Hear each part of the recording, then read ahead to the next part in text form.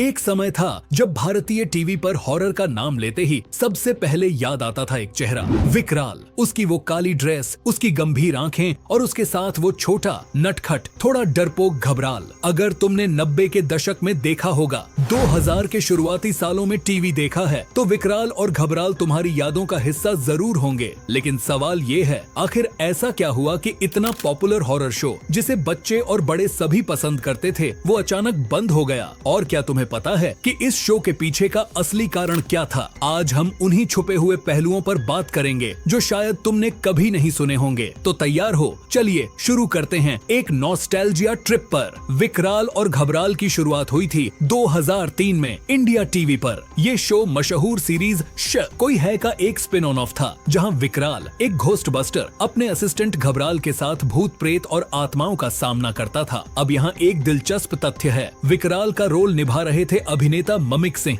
जिन्होंने पहला नशा और जो जीता वही सिकंदर जैसी हिट फिल्मों में काम किया था। लेकिन ममिक को असली घर घर की पहचान मिली विकराल के रोल से, क्योंकि उस समय टीवी पर हॉरर जॉनर लगभग खाली था और विकराल एक हीरो बन गया था। शो की खासियत थी उसकी एपिसोडिक स्टोरी। हर हफ्ते एक नई कहानी, एक नया भूत, एक नई मिस्ट्री।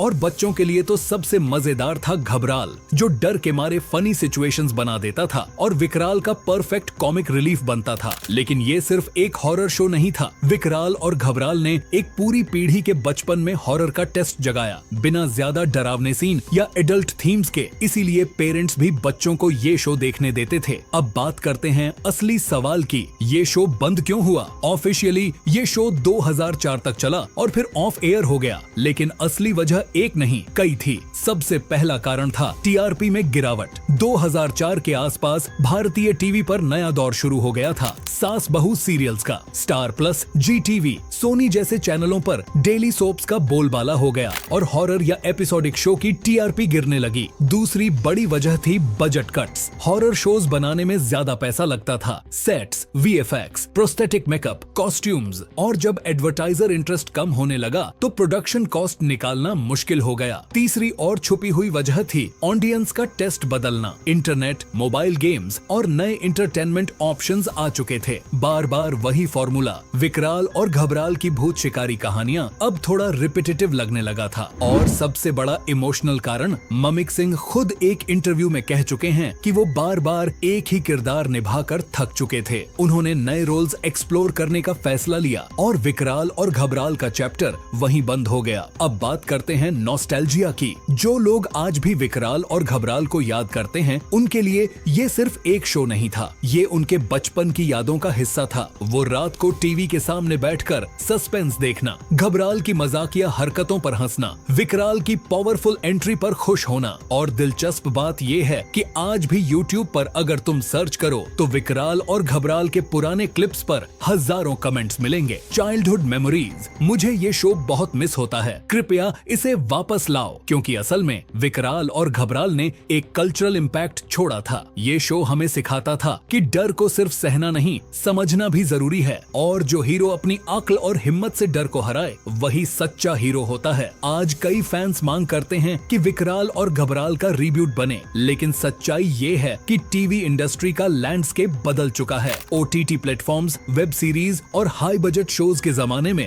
विकराल और घबराल जैसा शो वापस लाना आसान नहीं है। लेकिन एक बात तय है, उस शो की जगह लोगों के दिलों में हमेशा रहेगी। तो अगर तुम भी एक असली विकराल और घबराल फैन हो तो कमेंट करो विकराल फॉरएवर। अगर तुम्हें ये नॉस्टैल्जिया राइड पसंद आई हो तो वीडियो को लाइक करो, शेयर करो अपने उन दोस्तों के साथ जो बचपन में तुम्हारे साथ ये शो देखते थे, और चैनल को सब्सक्राइब करना मत भूलना। अगले वीडियो में मैं लेकर आऊंगा एक और हॉरर शो का डीप ब्रेकडाउन से जी लिख माचे कोई है की असली कहानी और क्यों वो लेजेंड बन गया। तब तक याद रखना, भूत प्रेत से डरना नहीं चाहिए, क्योंकि कहानी के अंत में जीत हमारी होती है। मिलते हैं अगले वीडियो में।